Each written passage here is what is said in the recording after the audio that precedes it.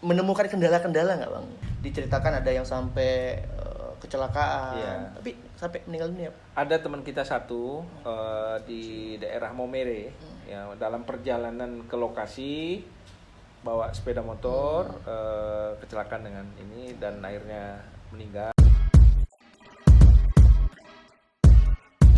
Bismillahirrahmanirrahim. Assalamualaikum warahmatullahi wabarakatuh. Perbaiki diri hingga kebaikan menghampiri. Teman-teman semuanya, berjumpa lagi di channel kesayangan kalian semuanya di Nata Wardah Nawaitu Cinta. Teman-teman, hari ini adalah hari yang spesial. Kalian pasti nggak asing dengan kalimat spesial, karena setiap opening vlog ataupun konten-konten di Nata Wardah, aku pasti bilang ada sesuatu yang spesial. Tapi ini beneran spesial karena ada seseorang yang luar biasa yang datang ke studio mini kita, yang jelas untuk mengobrol hal-hal yang baik, hal-hal yang positif, mudah-mudahan menjadi kebermanfaatan. Nah, buat kalian standby terus, jangan lupa untuk like, subscribe, dan share. Mudah-mudahan kebermanfaatan ini, informasi ini bisa sampai ke saudara-saudara kita. Nah, kali ini kita mau ngobrol-ngobrol seru dengan tentunya ngobrol tentang hal yang inspiratif bersama salah seorang yang luar biasa penting ini sebenarnya. Baru datang dari Lampung, langsung ke studio kita. Dan mungkin langsung aja aku kenalkan beliau. Tapi sebelum aku kenalkan, kita lihat dulu potongan video yang nanti akan kita bahas. Mudah-mudahan sekali lagi ini menjadi kebermanfaatan untuk kita dan informasi yang bisa teman-teman dapatkan. Kita lihat dulu videonya. Nama saya Rafael Etertimo. Saya berasal dari Kabupaten Timur Tengah Utara. Saya masih di Kabupaten Timur Tengah Utara, ada kendala yang tidak memenuhi untuk kebutuhan rumah tangga. Terakhir, saya ke Kupang, saya sebagai buruh bangunan. Hanya tahun-tahun kemarin saya belum mendapat upah kerja yang maksimal. Hanya dengan pandemi COVID-19, saya mendapat kendala yang begitu besar. Harapan kami semoga dana ini dapat dimanfaatkan dengan sebaik-baiknya oleh para keluarga penerima manfaat, sehingga pemerintah merasa bahwa dananya dapat dimanfaatkan dengan sebaik-baiknya oleh para penerima. Terima kasih. Puji Tuhan, saya mendapat bantuan pemerintahan. Terima kasih pemerintahan Kota Kupang, pemerintahan Provinsi Nusa Tenggara Timur, terutama Bapak Presiden Jokowi.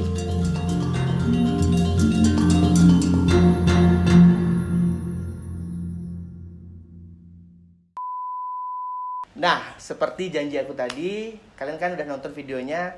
Sekarang aku bakal ngenalin seorang yang luar biasa. Aku sampai deg-degan ini karena belum pernah sejarahnya di Nata Wardah kedatangan seorang yang luar biasa. Beliau adalah Bapak Haris Hussein, Vice President Penyaluran Dana dan Fronting PT Pos Indonesia Persero, merangkap Ketua Satuan Tugas BST PT Pos Indonesia Persero tahun 2020. Assalamualaikum Bang Haris. Waalaikumsalam. Apa kabar Bang Haris? Alhamdulillah sehat. Sehat ya? Alhamdulillah sehat. Kondisi pandemik seperti sekarang ini Bang menuntut kita untuk tetap menjaga kesehatan kita, imunitas kita. Betul Mas. Seperti yang tadi aku bilang ke teman-teman, Bang Haris langsung dari Lampung ya? Betul Mas, kita baru dari Lampung dan mendapat kehormatan bisa ketemu Mas Nata di acara ini. Terima kasih Mas. Sama-sama. Nah, teman-teman semuanya, karena beliau sudah ada di samping kita langsung aja ngobrol banyak terkait masalah BST dan tentunya manfaat dari BST dan siapa saja yang bisa mendapatkan BST ini dan apa BST ini ya Bang Haris. Mungkin bisa Bang Haris jelaskan dari apa sih BST ini sebenarnya betul Bang Haris? Baik Mas Nata dan teman-teman sekalian, BST ini merupakan singkatan Bantuan Sosial Tunai, Mas Nata. Bantuan Sosial Tunai. Bantuan Sosial Tunai ini muncul terkait dengan adanya pandemi COVID-19. Jadi dalam hal ini pemerintah Indonesia melalui Kementerian Sosial Republik Indonesia meluncurkan bantuan kepada masyarakat yang terdampak COVID-19. Nah, yang membedakan mungkin selama ini Kementerian Sosial itu memang juga mengelola bantuan-bantuan kepada masyarakat miskin khususnya berupa program Keluarga Harapan, bantuan sembako dan sebagainya. Tapi terkait dengan pandemi COVID-19 ini, pemerintah meluncurkan yang namanya bantuan sosial tunai berupa uang, Mas Nata. Berupa uang 600.000 untuk penerima. Penerima itu siapa? Penerima itu adalah keluarga, Pak. Jadi di kita dalam penyaluran ini kita sebut keluarga penerima manfaat atau kita singkat dengan KPM. KPM. Ya, jadi di awal memang bantuan ini diberikan oleh pemerintah kepada masyarakat yang terdampak COVID-19. Nah, skenario awal bantuan ini diberikan pada waktu itu, kalau kita masih ingat, mulai pandemik itu tingkatan makin tinggi itu di bulan April. Jadi pada waktu itu pemerintah ingin bantuan ini diberikan pada saat kita mau menjelang Ramadan pada waktu itu. Kemudian setelah itu di saat kita mau Lebaran, baru yang ketiga pada saat tahun ajaran baru. Jadi Mas Nata, pada awalnya pemerintah memang merencanakan hanya memberikan 3 bulan, Mas Nata. 3 bulan 3 aja. bulan saja, masing-masing 600.000. Nah, pada waktu itu pemerintah sudah mempunyai data, Mas Nathan. Ada lebih kurang 9 juta masyarakat yang terdampak COVID-19 ini. Nah, dalam penyalurannya pemerintah memberikan bantuan ini melalui Bank Himbara, kemudian PT Pos Indonesia. Jadi dibagi pada waktu itu Bank Himbara memperoleh alokasi 1 juta penerima.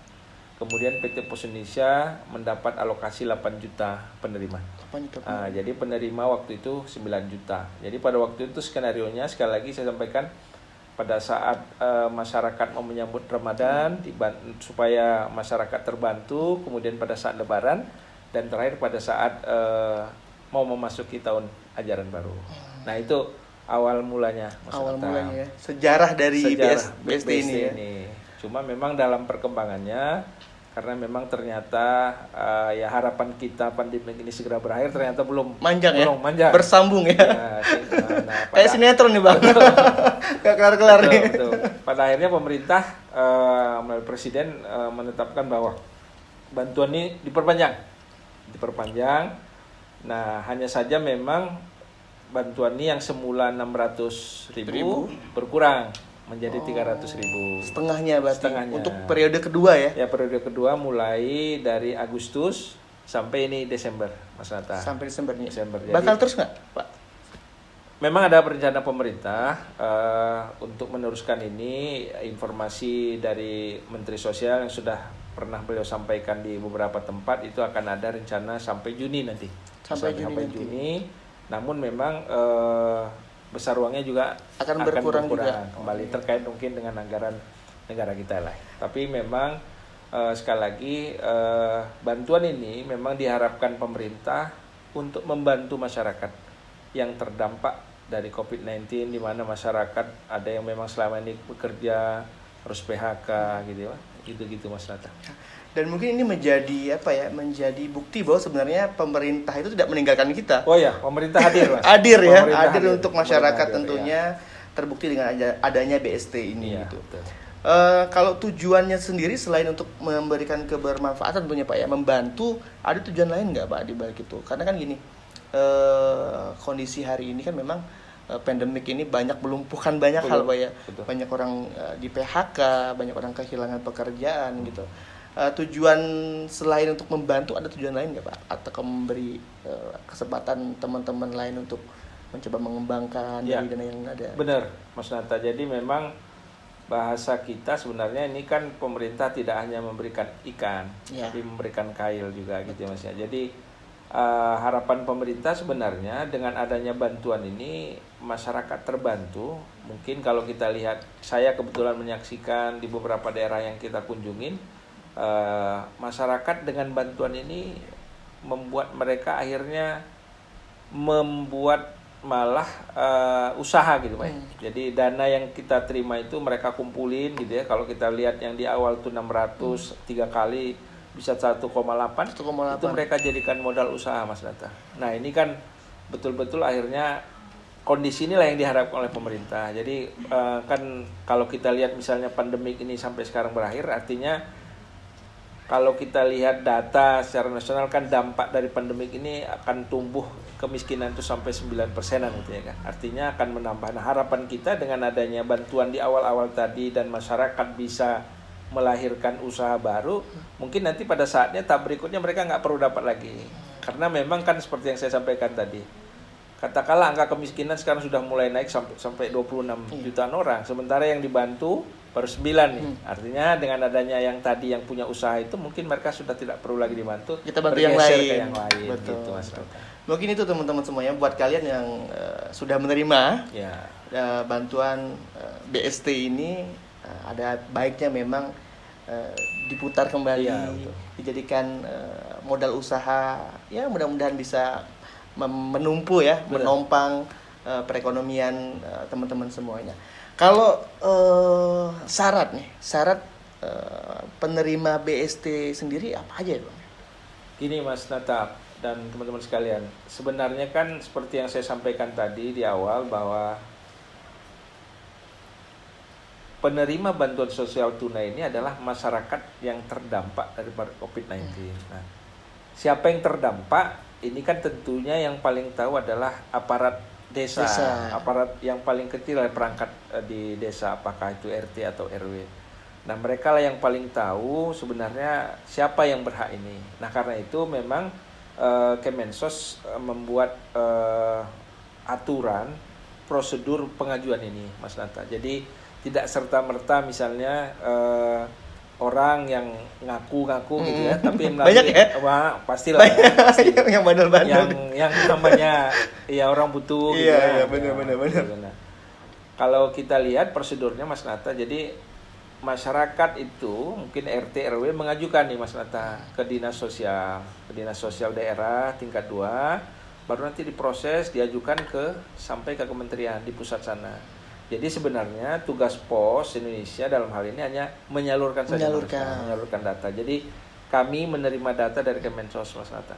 Kami menerima data, nanti kita lakukan proses cleansing data, karena kan begini, terkait dengan COVID ini kan tidak hanya Kementerian Sosial nih yang meluncurkan program bantuan ini. Pemerintah daerah juga menerima bantuan, meluncurkan bantuan. Nah, karena itu kami kebetulan juga PT Pos Indonesia diberi amanah di beberapa daerah untuk menyalurkan bantuan sosial ini. Nah, artinya kami punya data nih. Nah, pada saat data dari Kemensos datang, kita piringkan supaya tadi jangan sempat ada masyarakat yang memang menerima mungkin 2 bantuan sekaligus, sementara ada yang tidak dapat gitu kan. Nah, nggak boleh ya berarti 2 ya? Bukan tidak boleh Mas Nata. Jadi ginilah harapan kita, karena memang tadi kan bantuan ini kan pasti terbatas Mas Nata. Jumlahnya terbatas, sementara penerima itu juga Ada banyak. Nah, memang harapan pemerintah kalau yang sudah dapat bantuan, terutama di awal-awal pandemi kemarin, jangan lagi mendapat. Jadi jangan double gitu ya. Nah, jadi di awal-awal memang kita coba melakukan cleansing data terkait tadi supaya jangan ada, terutama yang memang disalurkan juga melalui pos. Kami punya datanya, artinya kita bandingkan, oh ini sudah menerima bantuan, supaya diganti dengan data yang memang belum penerima gitu. Oke. Kalau cakupan wilayah sendiri Bang, kira-kira penyalurannya udah ke seluruh Indonesia?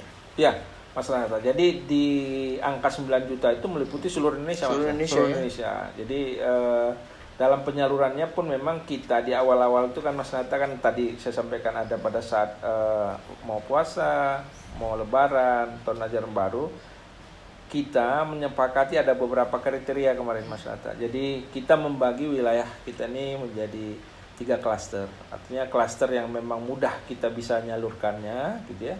Kemudian yang katakanlah di kita buat kategori sampai 7 hari selesai. Kemudian ada yang 14 hari atau lebih 14 hari, 21 hari. Nah, ini tujuannya tadi supaya target yang diberikan, amanah yang diberikan Kemensos bisa kita capai. Jadi kalau kita lihat Mas Nata, khususnya untuk daerah 3T itu, daerah yang terluar, tertinggal, itu kita menyalurkannya hanya 1 kali Mas Nata. 1 kali tapi 3 tahap.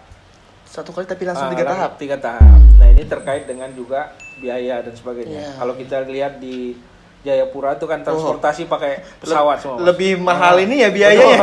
Mahal biayanya. Daripada dana yang dikasih Betul. Karena itu kita kemarin khususnya daerah-daerah 3T tadi, kita sudah sepakat dengan Kementerian Sosial untuk menyalurkannya 3 kali sekaligus, ya Mas. Jadi supaya tadi ini juga betul-betul kelihatan sama masyarakat gitu ya, dan juga dari sisi biaya kita bisa tekan. Iya. Gitu. Jadi memang bentuk dana BST ini bekerja sama dengan pihak pos untuk menyalurkan ya, mendistribusikan dananya. Menarik nih Bang Haris, kalau dengerin cerita dari Bang Haris tadi bahwa penyaluran dana BST ini kan cakupannya luas ya, sampai ke timur sana gitu. Menemukan kendala-kendala nggak Bang terkait dengan penyaluran sendiri? Kan sebagai pihak penyalur kan pos ya, pos Indonesia ya gitu. Ya. Baik Mas Nata dan teman-teman sekalian. Jadi ada mungkin yang perlu saya tambahkan. Dalam mekanisme penyaluran ini kami membuat 3 channel Mas. Jadi ada yang dibayarkan di kantor pos, ya artinya masyarakat penerima KPM ini yang datang ke kantor pos. Kemudian yang kedua kita melakukan pembayarannya di komunitas. Jadi komunitas itu misalnya di balai desa, di kelurahan, jadi supaya untuk melakukan percepatan. Ada yang ketiga yaitu yang kita antar langsung, Mas Anta. Kita antar langsung, door to door. Door to door, terutama untuk penerima yang memang mungkin sakit, disabilitas gitu ya. Nah, itu kita langsung antar. Ya, cuma memang porsinya itu kalau kita persentase 5% ya. Jadi yang paling banyak itu dibayarkan di kantor pos sama di komunitas. Nah, terkait dengan daerah-daerah tadi Mas Nata.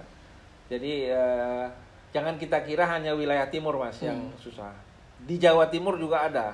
Jadi di Jawa Timur itu ada namanya Pulau Bawean itu ya. Pulau Bawean. Nah, itu ke sana itu kapal aja nggak tiap hari Mas Nata. Jarang-jarang ya? Iya betul. Jadi kita juga baru tahu ya. Artinya bahwa lihat di lapangan kenapa kok ini butuh, karena ada jadwal kapal gitu. Nah, kemudian ada daerah-daerah yang ke sana itu harus pakai perahu itu 12 jam gitu Mas. Jadi perjuangan teman-teman kita luar biasa, termasuk juga yang jalan darat, terutama wilayah timur. Kalau di Sumatera di Nias, di sana di Teluk Dalam gitu ya. Kita juga melihat ada satu saudara kita, teman kita yang memang dalam proses penyaluran itu karena memang jauh perjalanan, kecelakaan gitu ya.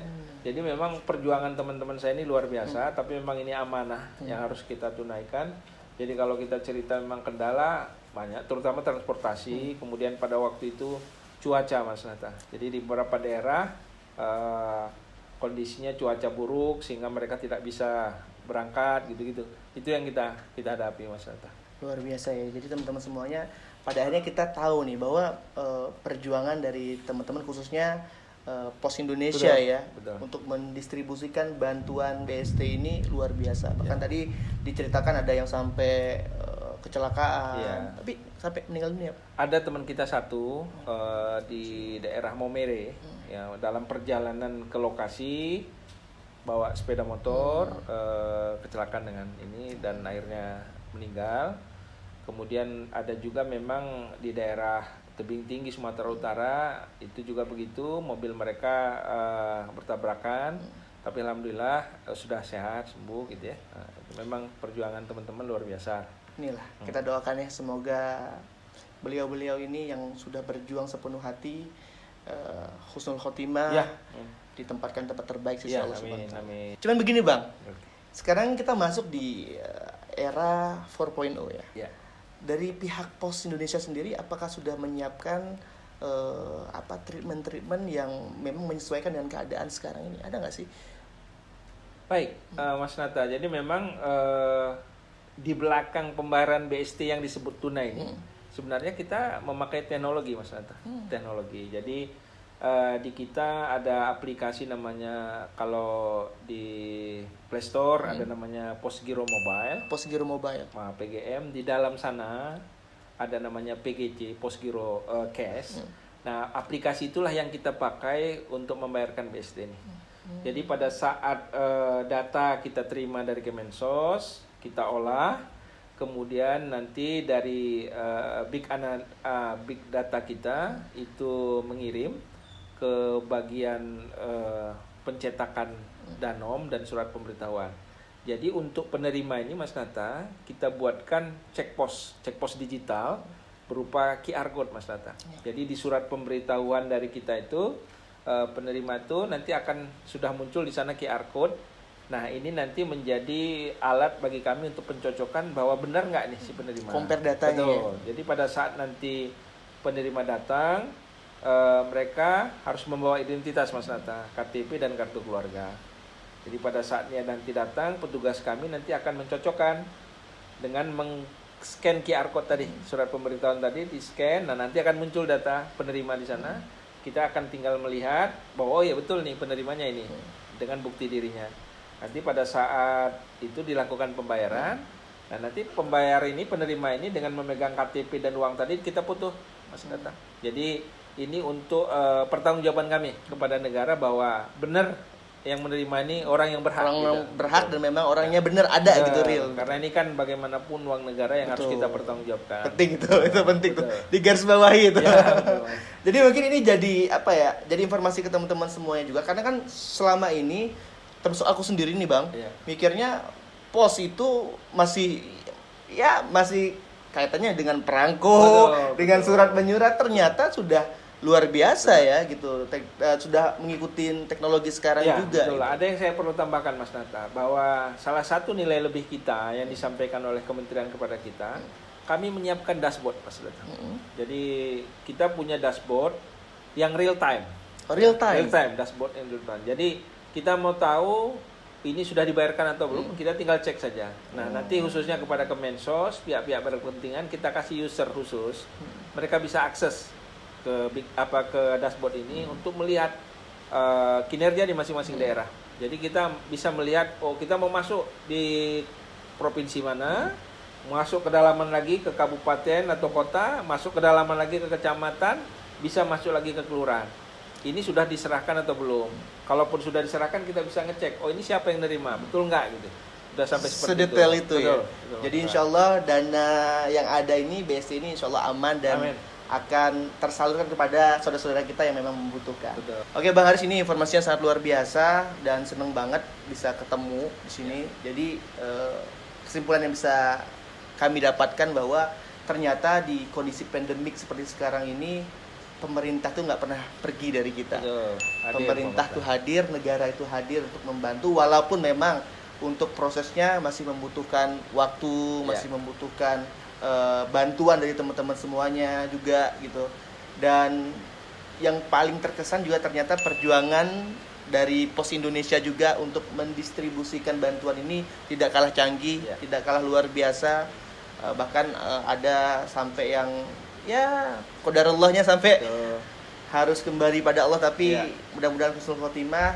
Jadi intinya buat teman-teman yang hari ini merasa membutuhkan bantuan, segeralah sebelum datanya masuk ke pemerintah direkomendasikan ke pemerintah daerahnya. Mungkin ada tambahan terakhir untuk teman-teman, Bang Haris. Baik Mas Nata, jadi bagi kita mungkin kita harus sama-sama berdoa supaya memang pandemik ini, walau memang PT Pos Indonesia mendapat amanah di sini, tapi kami tidak pernah berdoa supaya terus nih, Mas.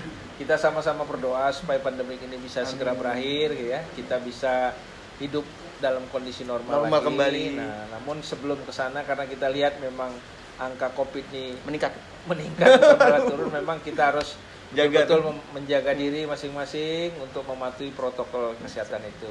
Kemudian kalau dari sisi kita PT Pos Indonesia, alhamdulillah ini menjadi menyampaikan amanah yang merupakan suatu kebahagiaan tersendiri buat kami jajaran PT Pos Indonesia, dan kami PT Pos Indonesia senantiasa sesuai dengan slogan kami hadir membawa misi ini, Pak, membawa misi, dan salah satunya ini tadi kami hadir ke seluruh Indonesia menyampaikan amanah dari pemerintah untuk membantu masyarakat yang terdampak dari COVID-19.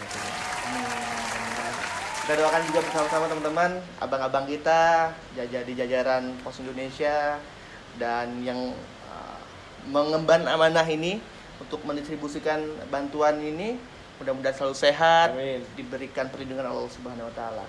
Terima kasih Bang Haris udah datang ke sini ke studio mini kita.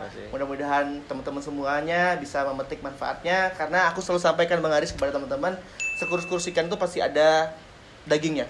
Segemuk-gemuk ikan pasti ada tulangnya. Jadi ambillah yang baik-baiknya, buang yang buruk-buruknya.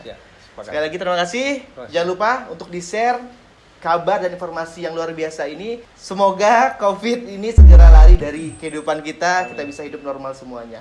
Sekian dari aku, Nata Reza. Akhir kata aku ucapkan Allah kuasa, makhluk tak kuasa. Jangan pernah berharap pada makhluk, berharaplah hanya kepada Allah Subhanahu wa taala. Wassalamualaikum warahmatullahi wabarakatuh. Waalaikumsalam warahmatullahi wabarakatuh.